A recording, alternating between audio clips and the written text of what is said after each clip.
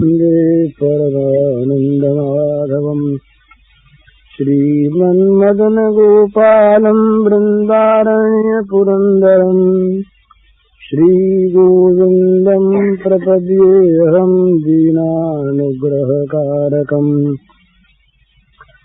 वन्दे मुकुन्दमरविन्ददलायताक्षम् कुन्देन्दुशङ्खदशनम् शिशुगोपवेशम् इन्द्रादिदेवगणवन्दितपादपीठम् वृन्दावनालयमहम् वसुदेवसूनम् नवजलधरवर्णम् चम्पकोद्भासिकरणम् विकसितनलिनाशयम् विस्फुरन्नन्दहास्यम्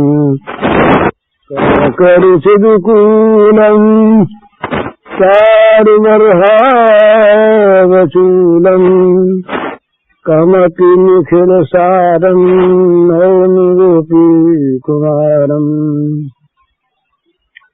वंशीविभूषितकरान्नवनीरदाभात् पीताम्बरादरुणबिम्बफलाधरोष्ठात् पूर्णेन्दुसुन्दरमुखादरविन्दनेत्रात् कृष्णात् परं किमपि तत्त्वमहं न जाने।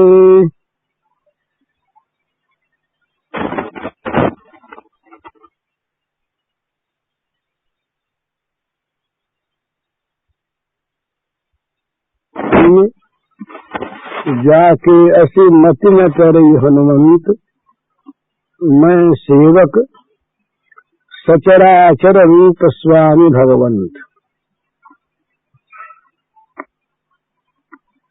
ये श्रीमद् रामचरितमानस में बड़ा सुंदर सैद्धांतिक उपदेश है। सो अनन्य जाके असी मति न करे। अनन्य भक्त कौन है? अनन्य कौन है? तो कहते हैं कि इस प्रकार की बुद्धि जिसकी सदा अविचल रहती है, कभी चलती नहीं अटल रहती है। क्या बुद्धि? मैं सेवक और सचराचर रूप स्वामी भगवंत। मैं तो सेवक हूँ और सारा चराचर जगत, जड़ चेतनात्मक सारा जगत मेरे प्रभु का रूप है, मेरे स्वामी प्रभु का रूप है और मैं उनका एकमात्र सेवक हूँ। इस प्रकार जिसकी अनन्य बुद्धि सदा अटल बनी रहती है, हनुमान जी महाराज, वो अनन्य भक्त है। तो ये इस प्रकार की तुलसीदास जी महाराज की बड़ी कृपा हम लोगों पर है कि उन्होंने रामचरितमानस में और अपने अन्य ग्रंथों में इस तरह की चीजें हम लोगों के लिए दे दी हैं कि इनमें एक पर भी ध्यान दिया जाए और उसे जीवन में उतार लिया जाए तो हमारा जीवन सफल हो सकता है। ये सारा जगत भगवान का रूप है। एक बात तो सिद्धांत की सुनिए, सारा जगत भगवान का रूप है। जगत में, जड़ चेतन जगत में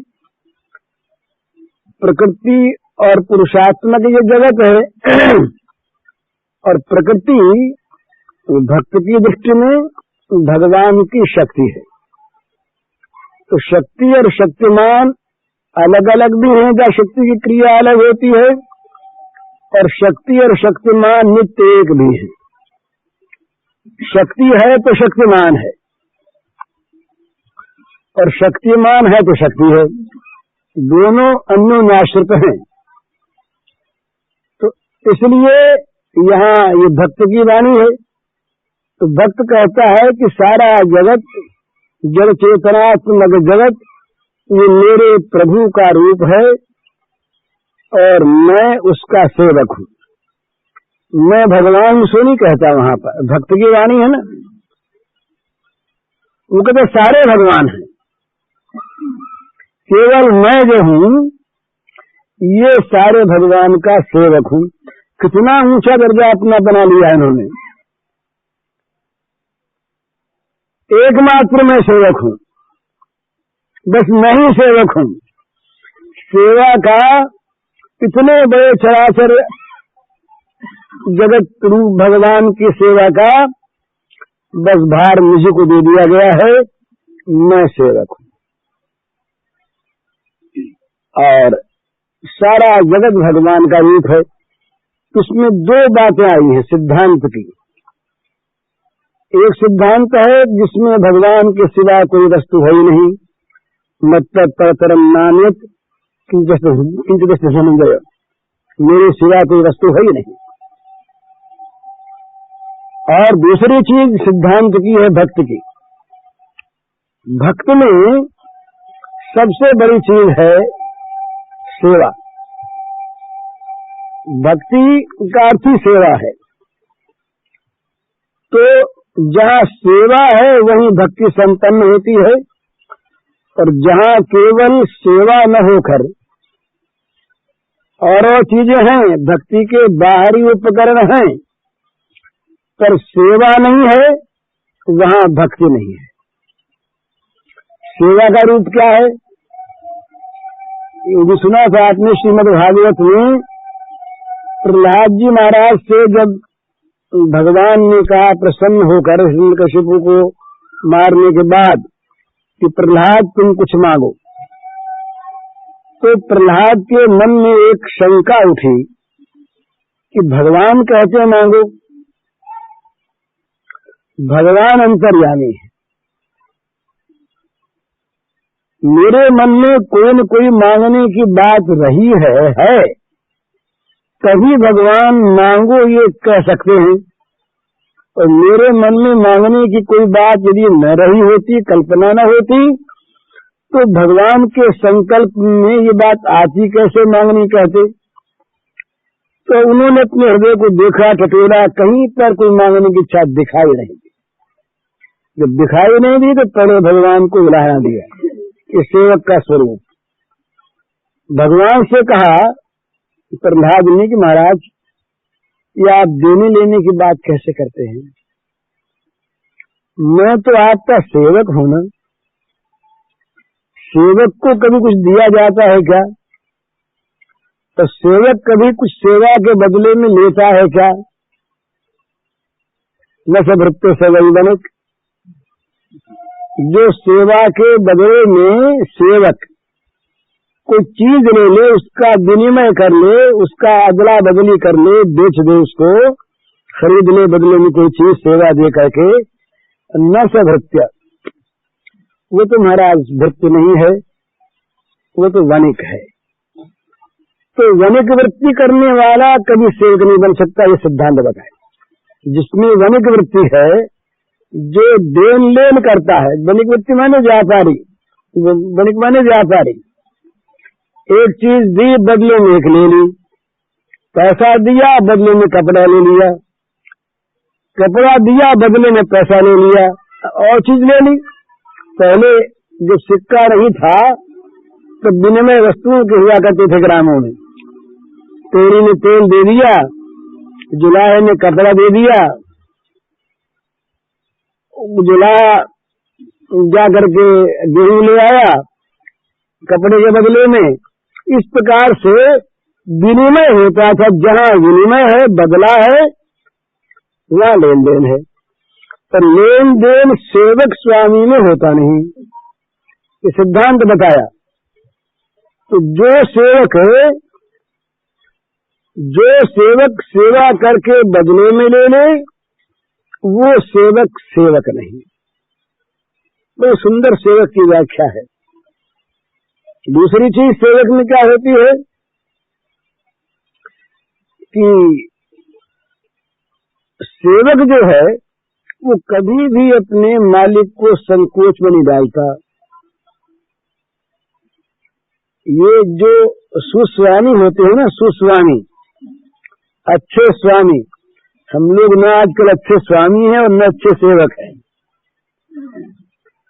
स्वामी का अच्छे स्वामी का अर्थ बताया, राम सदा सेवक रुचि राखी, ये अच्छे स्वामी का वर्णन। राम सदा सेवक रुचि राखी, सेवक मालिक की रुचि देखता रहे ये अलग चीज है, पर मालिक देखता रहता है सेवक की रुचि क्या है। तो ऐसे मालिक जहां हो वहां फिर सेवक कैसे होंगे बताइए। आज न सेवक है न मालिक है। मालिक अपना स्वार्थ साधना चाहते हैं, सेवक अपना चाहते हैं, स्वार्थ का संबंध है, वो स्वामी सेवक का पवित्र संबंध नहीं। तो स्वामी वो जो सेवक रुचि रखे, तो सेवक वो जो स्वामी को कभी संकोच में न डाले। तो कहते हैं वो नीच सेवक है जो साहब संकोची है, जो अपने स्वामी को संकोच में डालता है वो अधम सेवक है। तो सेवक का अर्थ यह है कि स्वामी की आभ्यंतरिक रुचि के अनुसार अपना जीवन बना ले। एक तो कहने पर काम होता है और एक इशारे से काम होता है और एक मन जानकर काम होता है। तो जहां मन जानकर काम होता है वहां इशारे की आवश्यकता नहीं होती, कहने की आवश्यकता तो है ही नहीं। और वहां एक बड़ी विलक्षण बात क्या होती है कि मालिक के मन का चित्र उस सेवक के मन में आता रहता अपने आप। ये परसों मैंने श्लोक सुनाया था, परसों तरसों आज पुराण का। भगवान श्री कृष्ण ने कहा है अर्जुन से कि मेरी सेवा, मैं कैसी सेवा चाहता हूं तो मेरे मन में क्या है इस बात को गोपिकाएं जानती। वो मन महात्म्यम मत श्रद्धा मत सपर्याम मत श्रद्धाम मन मनोगतम, मेरी महिमा को और मेरी सेवा को, मेरी श्रद्धा को और मेरे मन की बात को गोपिका जानती। क्यों जानती है? सेविका है। तो सेवक जो, जिस सेवक के जीवन में अपने स्वामी की रुचि के अनुसार जीवन बनाने के सिवा कोई दूसरी कल्पना ही नहीं, उस सेवक के हृदय में मालिक का हृदय का चित्र आ जाता है। ये एक नियम है। जहां पर अत्यंत प्रगाढ़ता होती है ना, तो पास रहने वाले जान जाते हैं, ऊपर से पशु पक्षी जान जाते हैं, लेकिन जहां अत्यंत प्रगाढ़ता होती है वहां हृदय के साथ हृदय का आभ्यंतरिक मिलन हो जाता है। उसके हृदय के बाद उसके हृदय में आ जाती है, उसके हृदय के बाद उसके हृदय में आ जाती है। बल्कि ये हृदय इतना आकर्षण करता है अंतरंगता में कि वो शरीर भी वहां जा पहुंचता है।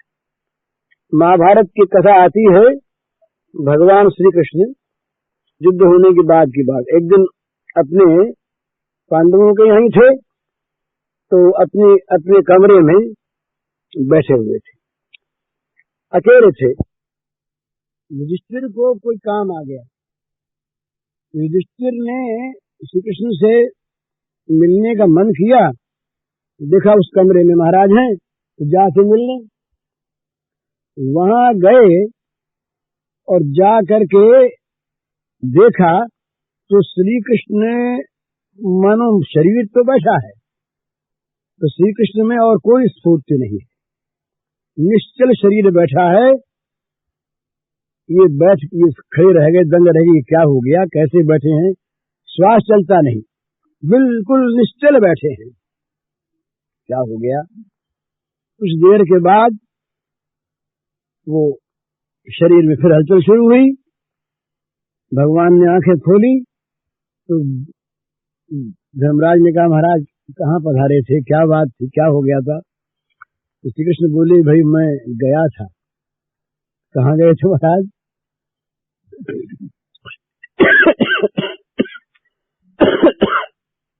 तो बोले कि मुझे भीष्म ने याद किया था सरसैया पर, और मैं भीष्म के पास जाके आया, वो वहां गया था इसलिए यहाँ नहीं था।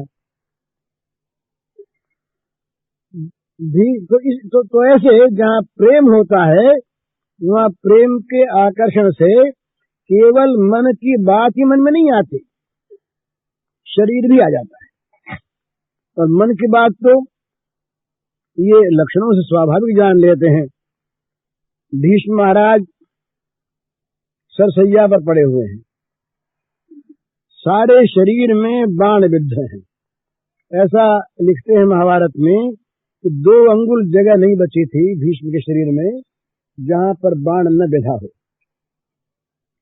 शरीर को छेद करके बाण नीचे जमीन पर लग गए, सब टिक गए और उन पर शरीर गिर गया, सिर लटक रहा था। मैंने भीष्म के सिर में किसी ने बाण नहीं मारे, इसमें एक चीज थी। जब लड़ाई शुरू हुई तो भीष्म थे पितामह, वे वृद्ध थे, तो भीष्म को सभी सम्मान करते थे। पांडवों की ओर से तो ये चीज ही थी। पांडवों में जब जब अर्जुन सामने आते, युधिष्ठिर आते भीष्म के, तो सबसे पहले दोनों चरणों में 2 बाण मारते। ये प्रणाम था वहां का, युद्धस्थल का यही प्रणाम था। रणांगण में प्रणाम करते इस प्रकार से बाणों से। पर भीष्म को इतना सम्मान कि उनके मस्तक में किसी ने बाण नहीं मारा, तो मस्तक लटक रहा था। तो भीष्म ने कहा, लटक रहा था मस्तक, अरे तकिया लाओ, इससे लटक रहा है। अब मन मनोगतम, सब लोग तकिया लाए, अपने अपने मन का दौड़े लोग तकिया महाराज को दें, अच्छे से अच्छा तकिया दें। सब तकिया लाए, मसनद लाए, अच्छी चीजें लाए। भीष्म ने कहा तो सब जाओ, अर्जुन को बुलाओ। अर्जुन से कहा, बेटा तकिया जो से लटक रहा है। अर्जुन ने 3 बाण निकाले तरकस से और मस्तक में तीनों बाण बेच दिए।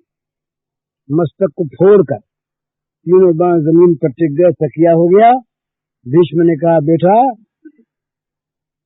तेरा यश फले, तू चिरंजीवी हो, तेरी जय हो, आशीर्वाद दे दिए। तो उस समय ये तकिया चाहिए, तो किसके मन में क्या बात है, इस बात को वही जान सकता है जो उसकी सेवा के द्वारा अंतरंगता में आ चुका है, जो उसकी भाषा को समझता है। भाषा केवल जबान की नहीं होती, भला चित्तप्रज्ञ से कहा भाषा। ये गीता में भगवान से पूछा अर्जुन ने कि महाराज क्या भाषा होती है बताइए।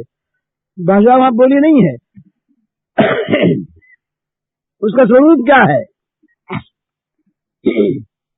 वो क्या बोल रहा है, उसका जीवन क्या बोल रहा है, इसका अर्थ भाषा है। तो वो जानता कौन है, जो उसके अंतरंगता में आता। खग जाने खगही की भाषा, अंतरंगता में जो आ गया वो इशारे की जरूरत नहीं है, वो जानता है कि कब क्या आवश्यकता है, कब इनकी क्या रुचि होती है। अगर हाथ यूं उठा है तो इसका अर्थ क्या है, सवेरे उठे हैं तो क्या अर्थ है। ये जहाँ सेवा पद्धति आती है, हम लोग भूल गए इन सेवा पद्धति को। अष्टकालीन सेवा पद्धति चलती वैष्णवों में, वहाँ प्रत्येक समय का अलग अलग सेवा का सारा व्यवस्थित रूप है। और वहाँ जो सेवक होते हैं वो जानते हैं, अंतरंग जगत के सेवक, कब इनको किस वस्तु की आवश्यकता होती है ये पहचान लेते हैं। उनकी आकृति को देख करके इशारा नहीं करना पड़ता।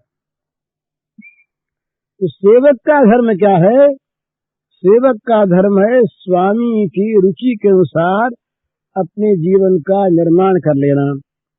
स्वामी की रुचि ही सेवक का जीवन, उसे कहना नहीं पड़ता। उसके बदले में वो क्या चाहता है, बड़ी से बड़ी सेवा मिलती रहे, कुछ नहीं चाहता, और उसको सेवा मिलती ही है। एक कथा एक जगह आती है, सुनी हुई होगी आप लोगों की, बड़ी रुचिकर है। ये हनुमान जी महाराज सेवकों में प्रधान माने जाते हैं। दाशरथी में हनुमान जी का नाम सबसे पहले लिया जाता है।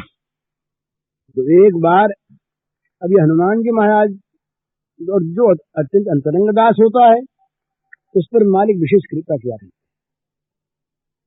जो अपना बहुत महत्व का काम होता है या जो अपना निधि का काम होता है छिपा हुआ, वो उसी के कान में कहते हैं कि तुम करना। जब इस प्रकार सेवक बनने को आए थे, उस समय इन्हीं के कान में कहा कि तुम जाके सीता से संदेश कहना भैया, और वो अंगूठी भी दे दी अपनी वहीं पर, उन्हीं को दी, औरों को नहीं दी। तो अपना महत्व का काम, गुप्त काम, निज का काम, अंतरंगता का काम ये सौंपा जाता है उस सेवक को जो अत्यंत अंतरंग होता है, जिस पर पूरा विश्वास होता है, जो अपना होता है। तो हनुमान जी का बस राम के दरबार में और राम के महल में सर्वोच्च सेवक, उनका सर्वोच्च अधिकार तो नहीं, वो कोई सेवक यूनियन के कोई प्रेसिडेंट हो ऐसी चीज तो नहीं थी वहां पर। वो थे सबसे नीचे सेवक, अपने सबसे नीचे मानते थे। पर राम दरबार में और राम महल में तो उन्हीं की टूटी बोलती थी कि राम जब कोई काम होता हनुमान को बुलाओ। तो ईर्ष्या की बात नहीं, ईर्ष्या तो उनके वहां कुछ थी नहीं, सारा का सारा परम सात्विक भाव था। एक विनोद की लीला हुई। तीनों भाइयों ने, अंगद आदि ने सोचा कि भाई कुछ ऐसी तरकीब करें कि राम की सेवा हमें हम लोगों को प्राप्त। सेवा की बड़ी लालसा सबके मन में। हनुमान जी सेवा बहुत करें, हनुमान जी की सेवा से प्रसन्न, ईर्ष्या दाह नहीं, पर मन में ये कि भी हमको भी सेवा मिलती, राम की सेवा का सौभाग्य हम लोगों को भी प्राप्त होता है। तो उसमें फिर कहीं नीति भी आ जाती है। तो सोचा कि भाई एक काम करो, हनुमान को तो रखो अलग, और अपने भगवान के सेवा के जितने काम हैं सबकी एक सूची बनाओ। तो सबकी सूची याद करके कोई भी काम बचे नहीं, एक सूची बन गई। और सूची के सामने टाइम लिख दी गई, और टाइम के सामने नाम लिख दिए गए। सब जितने काम उनके अलग अलग टाइम, समय, और समय के सामने ये सेवा कौन करेगा उसका नाम। पूरी सूची बन गई। सब लोगों ने सोच विचार करके, उसमें भरत जी भी शामिल और हनुमान क्या नाम लक्ष्मण जी भी शामिल और शत्रुघ्न जी भी, सब सभी भगवत स्वरूप महात्मा। सूची पूरी बन गई। हनुमान के नाम के लिए कुछ सेवा बची नहीं। सारी सूची भर गई सबके नामों से, पूरे नाम सबके आ गए, कोई सेवा का काम और बचा नहीं बाकी। तो वो सूची जब तैयार हो गई, ये चाहते ही थे ऐसा कि सारा काम कुछ दिन तो हम लोग कर लें। तो सूची को जाकर के राम के सामने पेश कर दिया। उनका डेपुटेशन गया राम के सामने, तो कहा महाराज ये सूची बन गई, बना बड़ी अच्छी बात, आप सब लोगों ने समझ के बनाई, वहां समझ के बनाए, सब नाम लिख दिए, वो नाम लिख दिए, सूची सामने रख दी। कहा महाराज इस पर हस्ताक्षर हो जाए। तो राम ने सूची देख ली, पढ़ ली, हनुमान का कहीं नाम नहीं। भगवान मुस्कुराए, मुस्कुरा के अपनी सही कर दी। ठीक, विजय हो गई। तो सबका काम सबको घोषित कर दिया गया, बंट गया। हनुमान अपना अलग बैठे, हनुमान के जिम्मे कोई काम नहीं। सब लोगों का काम बंट गया, सब हो गया, सारी चीज तय हो गई, सब अपने अपने काम में लग गए। तब हनुमान जी महाराज आए। हनुमान जी महाराज ने आकर कहा सरकार एक सेवा का काम इसमें रह गया है और वो सेवा मुझे सौंपी जाए। तो राम ने सबको बुलाया, भाई सबको आओ, हनुमान क्या कहेगा बात तो सुनो। सब इकट्ठे हो गए। हनुमान जी क्या कहते हो? बोले महाराज एक सेवा का काम छूट गया है और वो सेवा मुझको मिले। बोले हाँ छूट गया होगा, सो काम तुमको मिलेगा। तो सरकार आप जब जम्हाई लेते हैं, उबासी लेते हैं, अब राज दरबार हम आदमी तो है नहीं, जब आप जम्हाई लें, उबासी लें, उस समय सामने खड़ा कोई सेवक चुटकी बजा दिया करे, सेवा रह गई ना। बोले हाँ हनुमान रह तो गई, राजा राजेंद्र है ना, उनको उबासी आवे वैसे चली जाए, जब उबासी आवे तब चुटकी बजाने का। बोले हाँ हनुमान ये तुम्हारा जिम्मेदार है। वे उनके अलाय बलाय चल जाए सब, चुटकी बजा। तो उबासी आई, उनको नाम लिख लिया गया, नाम लिख लिया गया और सामने हनुमान का नाम लिख दिया। अब लोगों ने पूछा क्या हनुमान जी से, बोले महाराज ये काम तो आपके जिम्मे आ गया, समय बताइए। बोले समय सरकार से पूछिए कब उबासी लेंगे। अब समय का हमको क्या पता है, इनको उबासी कब आवेगी, हम समय कैसे बतावें। तो सरकार बोले भाई उबासी का भी तो समय होता है क्या, दिन में आ जाए, रात में आ जाए, जंगल में आ जाए, घर में आ जाए, महल में आ जाए, बिछौने पर आ जाए, राज दरबार में आ जाए, जीमते हो तब आ जाए। तब बोले क्या लिखें, तो जब वो तो बोले ये लिखो कि जब उबासी आए तब, ये लिख दिया।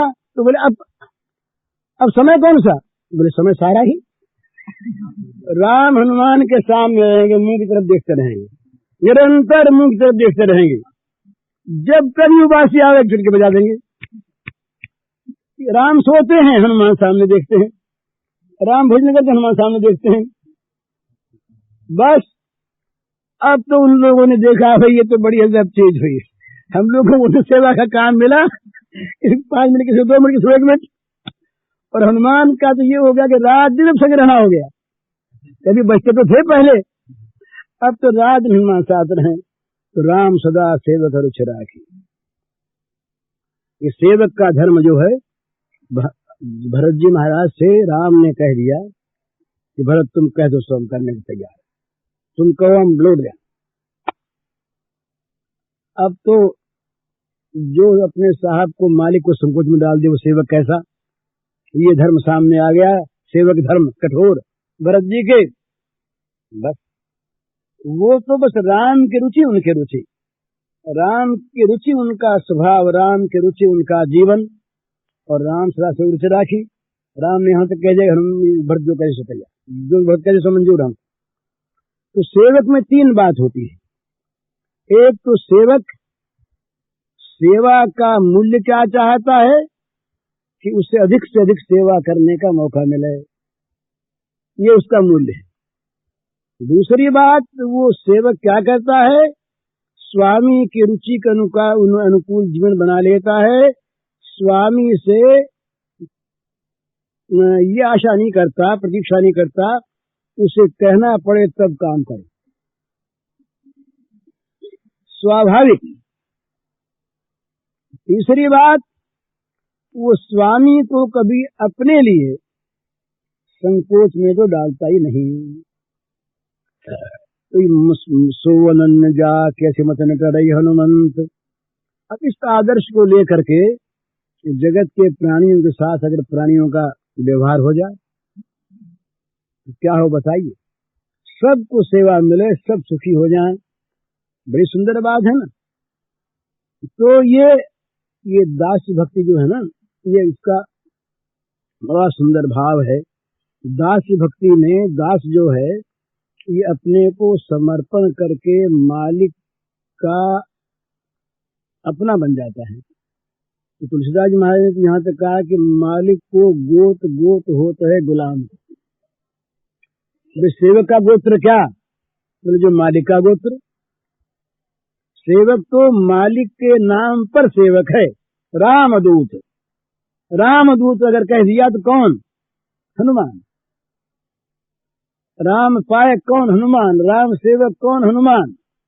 ये सब लोग जान गए कि राम का सेवक अगर कोई, सेवक तो राम के हजारों हैं, लाखों हैं, पर राम सेवक जो हैं वो तो हनुमान ही है। क्यों हनुमान राम सेवक हैं कि हनुमान बस अंतरंग। तो ऐसे सेवक के सामने राम क्या कहते हैं, राम कहते हैं सुन कपि तोहि उरिन मैं नाही, कर विचार देखा मन माही। सुनु कपितोहि उरिन मैं नाही, कर विचार देखा मन नाही। प्रत्युपकार करो का तोरा, सन्मुख होए न सकत मन मोरा।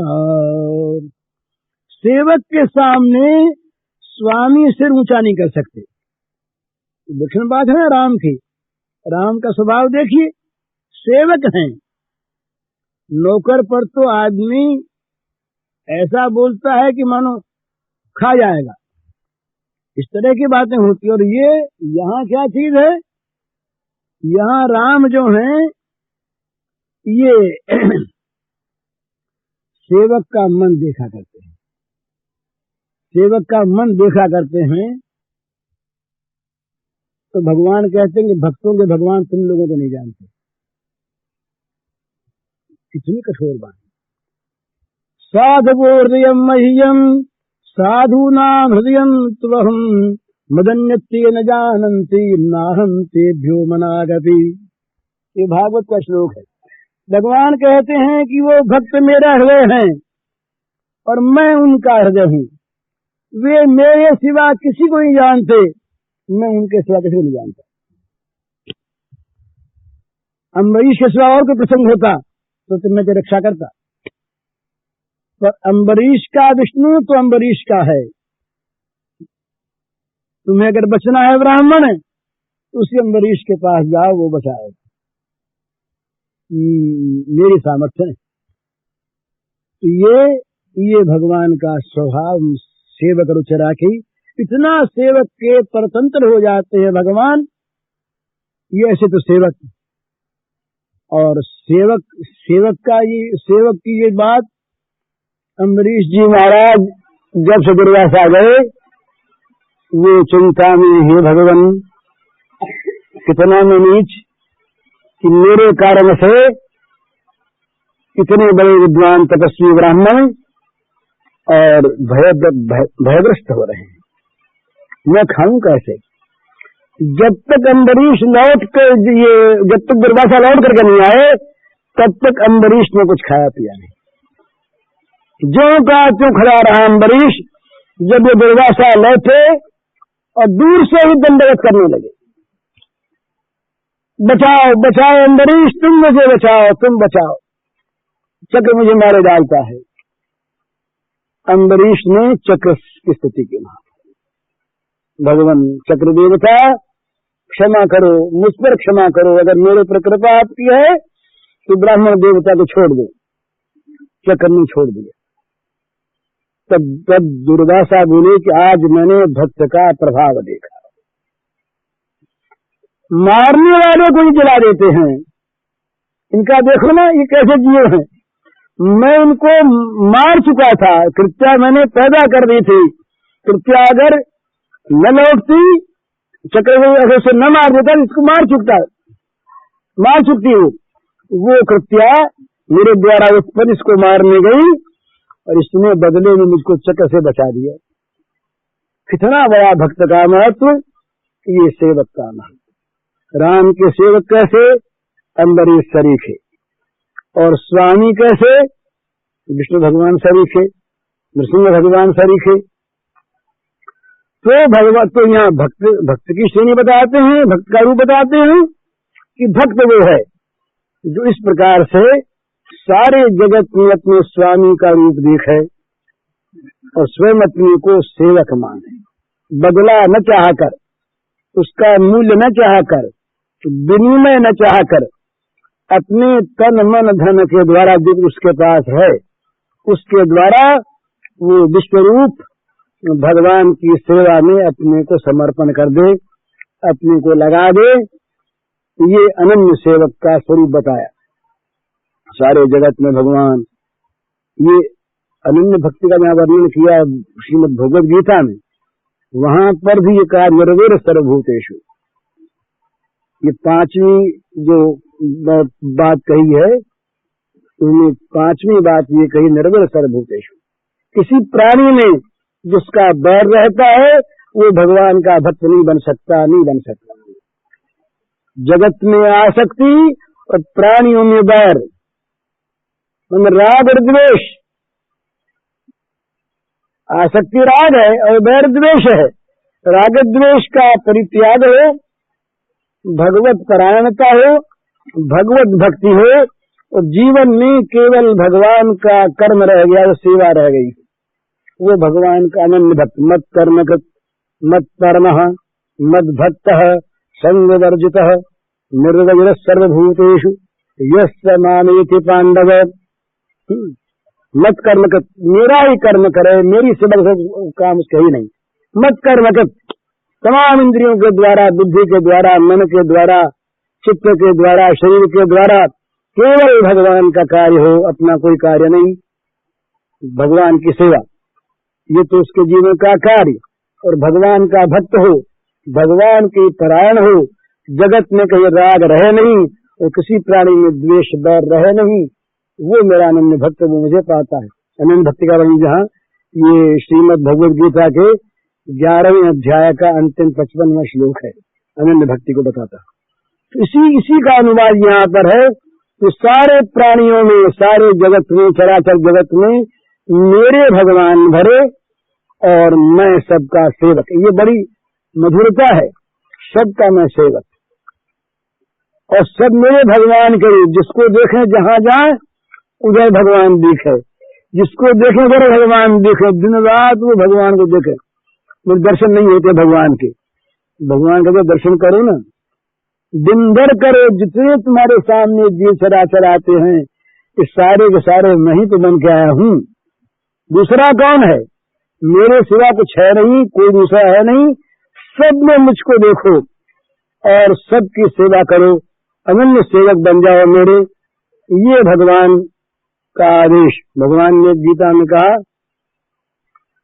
कल मदन जी से बात हो रही थी, दो श्लोक जो गीता के प्राण है, गीता के, सर्वभूतस्थमात्मानं सर्वभूतानि चात्मनि ईक्षते योगयुक्तात्मा सर्वत्र समदर्शनम् और यो मां पश्यति सर्वत्र सर्वं च मयि पश्यति तस्याहं न प्रणश्यामि स मे न प्रणश्यति।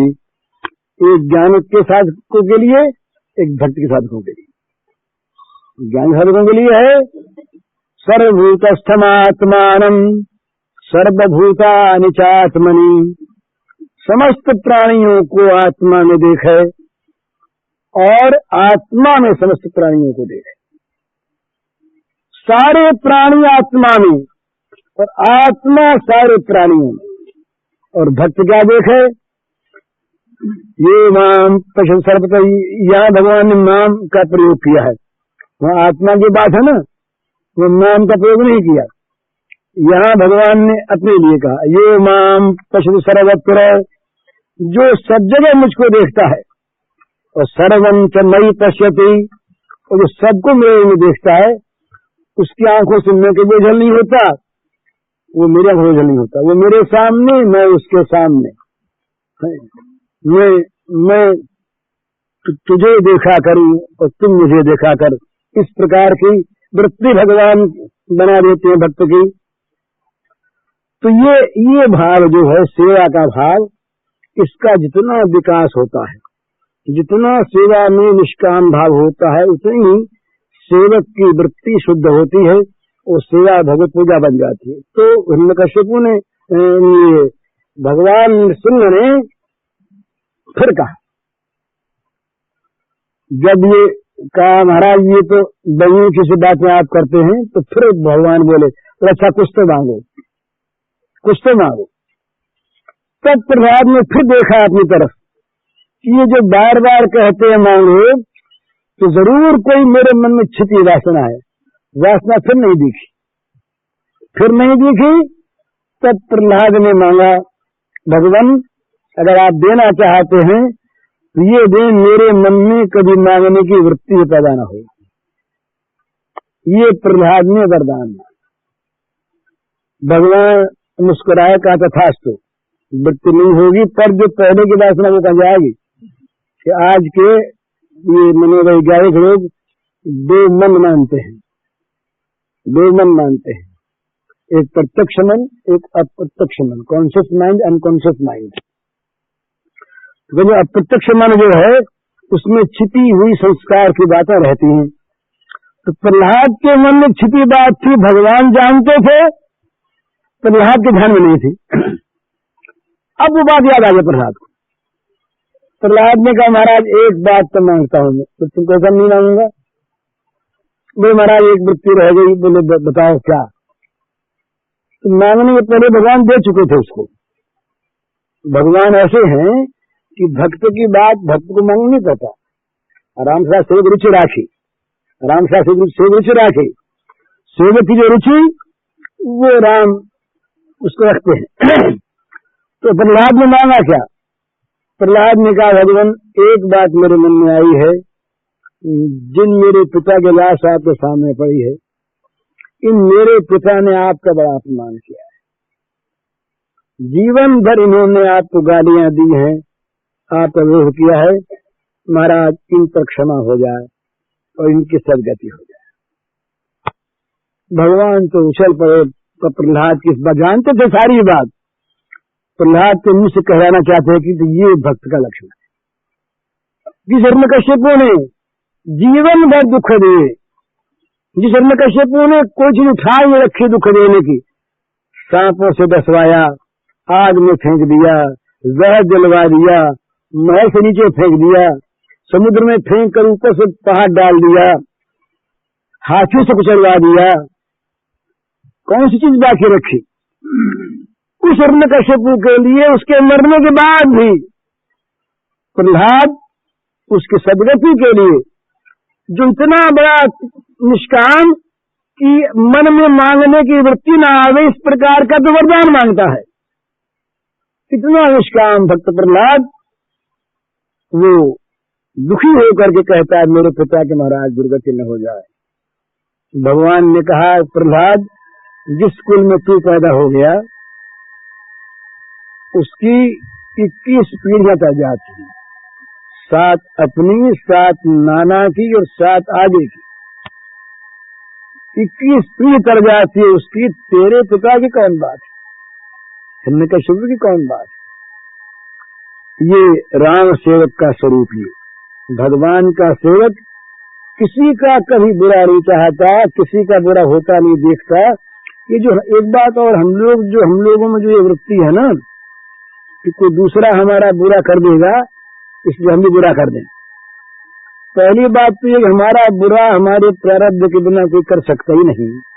ये सिद्धांत मान लेना चाहिए, फिर निर्भय होने में बड़ी सहायता मिलेगी।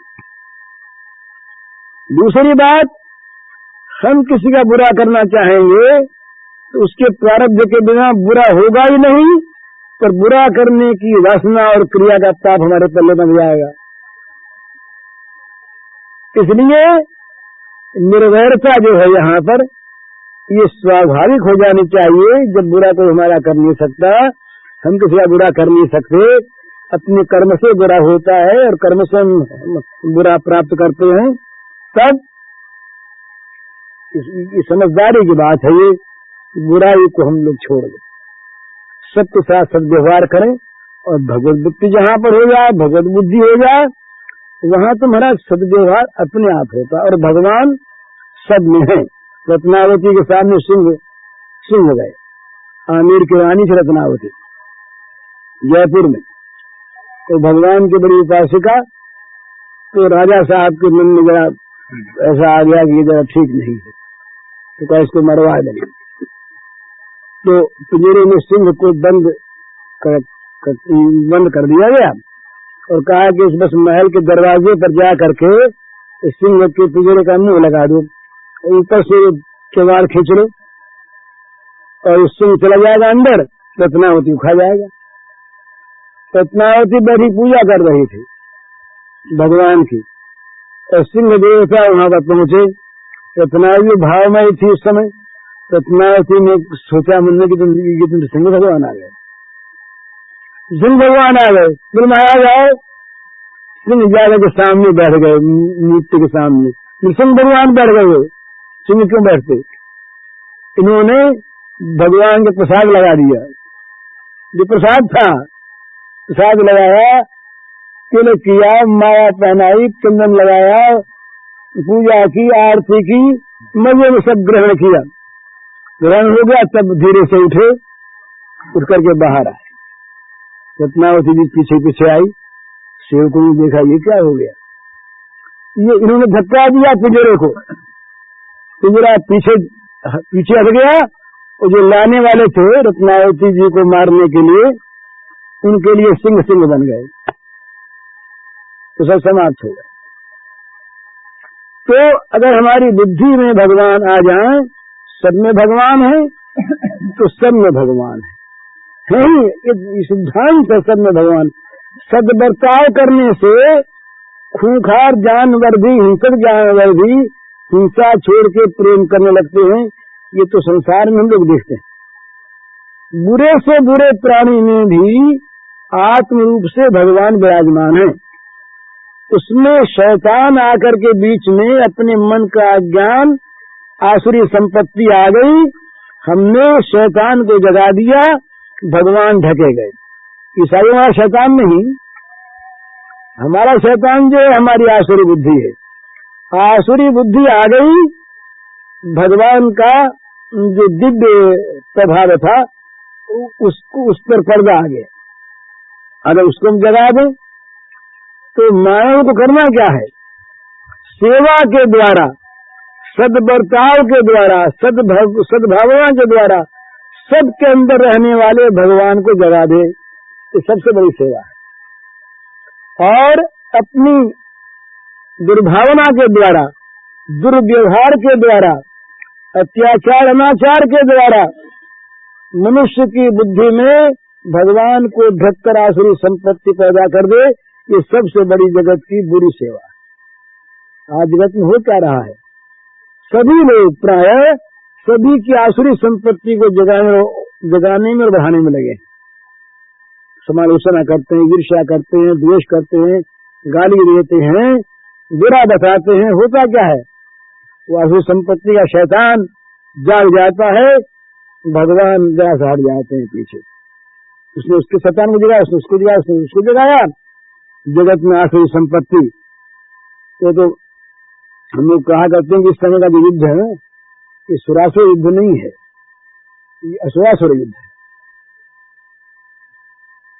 देवदान युद्ध नहीं है, दानव दानव का युद्ध है। ये तो सुंदर सुंदर का युद्ध है। सुंदर सुंदर जो थे ना, दो भाई, दोनों दानव थे, बस एक विषय के पीछे दोनों लड़ मरे। ये युद्ध आजकल है। क्यों है? आसुरी संपत्ति उनमें भी है और संपत्ति उनमें भी है। तो आसुरी संपत्ति को जगाना ये जगत की सबसे बड़ी बुरी सेवा करना है। और आसुरी संपत्ति को नष्ट करके दैवी संपत्ति को, भगवान को जगा देना, ये सबसे बड़ी सेवा है। तो ये सेवा कैसे होती है? सेवक भाव से। सेवक भाव हम करके सद्भावना करें, सद्बर्ताव करें, सद्व्यवहार करें, बिना बदला चाहे सेवा करें, निष्काम भाव से हित की चेष्टा करें, कल्याण की चेष्टा करें, सम्मान करें।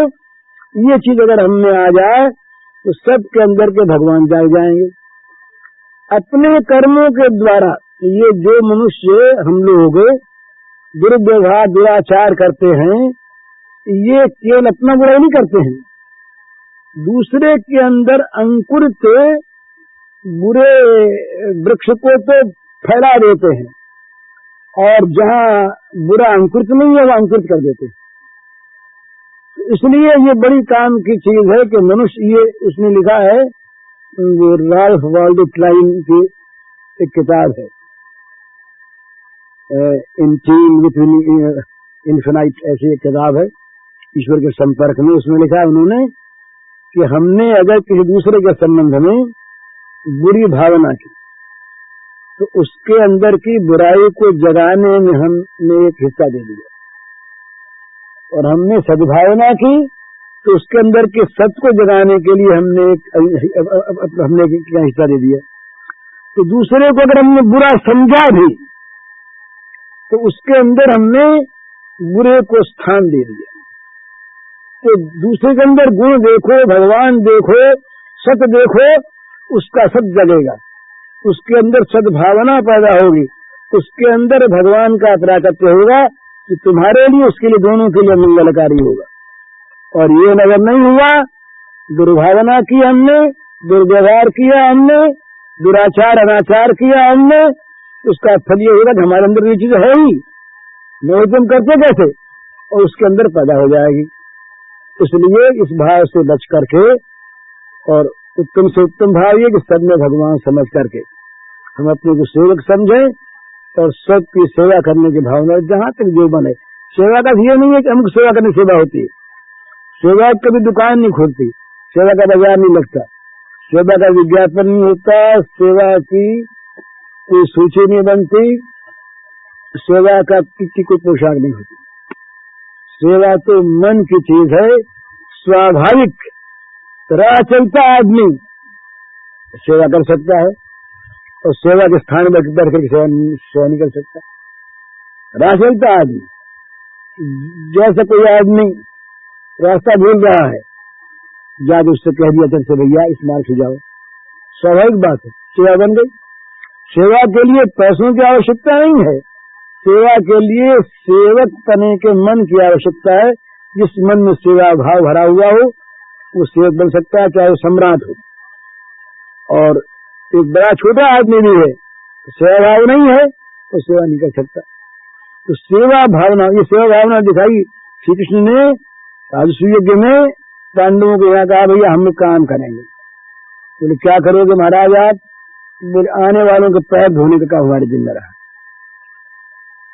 पैर धोए, जिन भगवान की उसी यज्ञ में अग्र पूजा होती है, और जिसके लिए भीष्म लड़ पड़ते हैं, शिशुपाल को धमका देते हैं, बड़े बड़े ऋषि मुनि सब पहले श्री कृष्ण योग्य है, वो श्री कृष्ण उसी यज्ञ में काम क्या अपने जिम्मे होते हैं, सबके चरणों को धोना। तो सेवा करने में जो छुटपन मानते हैं ना अपना, वो अभागे हैं।